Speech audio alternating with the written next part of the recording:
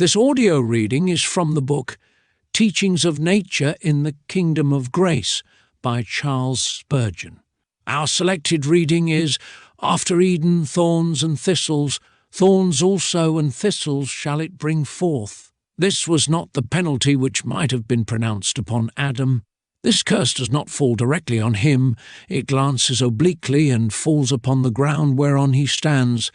"Cursed is the ground for thy sake." It is not from materialism that a curse comes upon the spirit of man, but it is from the erring spirit that the curse falls upon the material creation. Let us notice this and learn from it the infinite mercy of God, in that, while the curse falls upon the serpent distinctly, and his head is bruised, yet upon Adam it comes obliquely. "Cursed is the ground for thy sake. Thorns also and thistles shall it bring forth to thee." God in his justice never goes beyond justice, even in pronouncing his severest sentence. But here in this life he tempers his justice with great patience and long-suffering, not willing that any should perish, but that all should come to repentance. Another thing is very noticeable. Though the ground was now to bear thorns and thistles to Adam, yet he was to be above ground and alive to till it. Had the sentence been carried out to the full, a yawning grave would have opened at his feet, and there would have been no more of Adam, but he was permitted still to live. Now, whenever thorns and thistles spring up about your path, do not murmur. Wherefore doth a living man complain? When a felon lies in the dungeon, and the sentence of death has been passed upon him, if his life is spared, he may be quite content to live on bread and water for the rest of his days. Thank God that you are not in hell. Thank God that life is still prolonged to you. You are on praying ground and pleading terms with God, even though that ground may bring forth thorns and thistles to you. He hath not dealt with us after our sins, nor rewarded us according to our iniquities. We are still spared. And though there are thorns and thistles springing up around us, yet still, that is a light punishment compared with what we really deserve to suffer. Notice how sweetness can be extracted from that which is sour. If the ground was to bring forth thorns and thistles to Adam, then he was still to live. Not only was he alive, but he was still to live on, for the Lord added, "And thou shalt eat the herb of the field."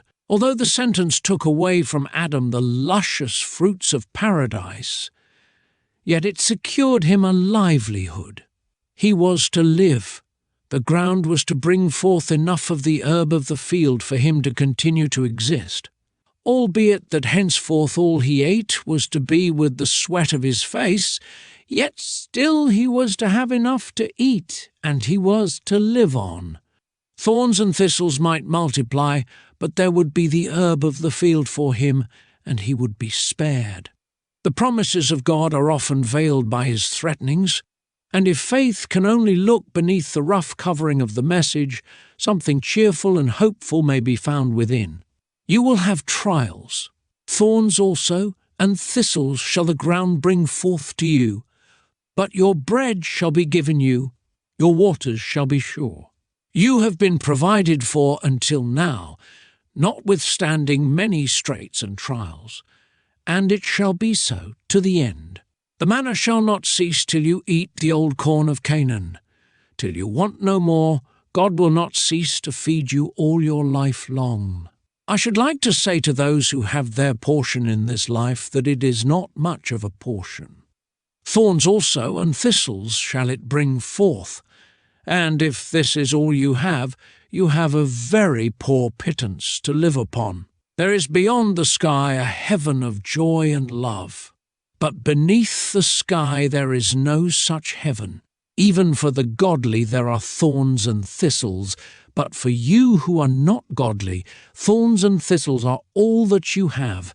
If you have no heritage on the other side of Jordan, in the land of the hereafter, in the dwelling place of the blessed, it were better for you that you had never been born.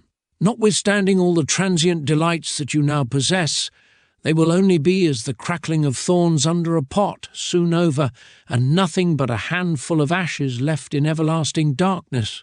Oh, that you would learn from this not to set your affection upon things below, but to be looking for a better and a brighter land where the thorn never grows and the thistle never springs up.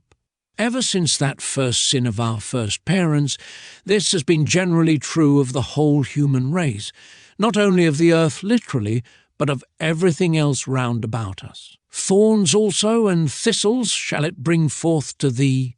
It is so with regard to the natural world. This world is full of beauty, it is full of light, it yields 1,000 pleasures, but still it is full of terror.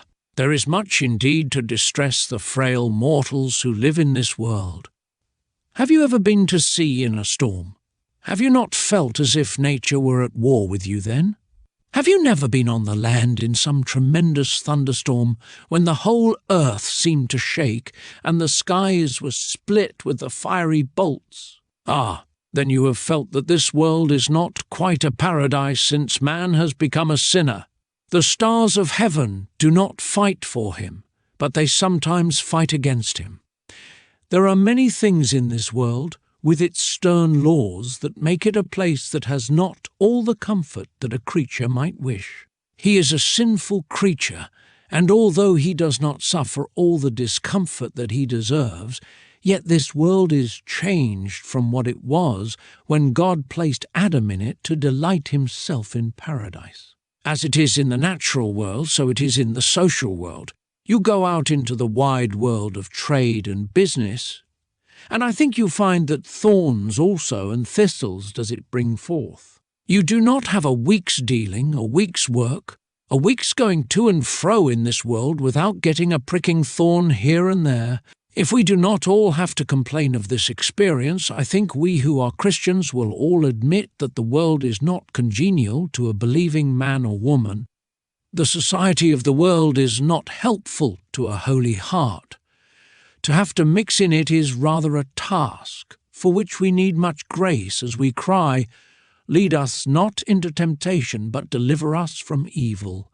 You cannot have much to do with the men of the world without finding that many of them are sharper than a thorn hedge.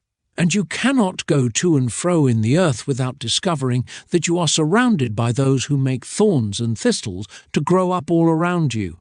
Be not surprised when this is the case, for it is only what your Lord foretold.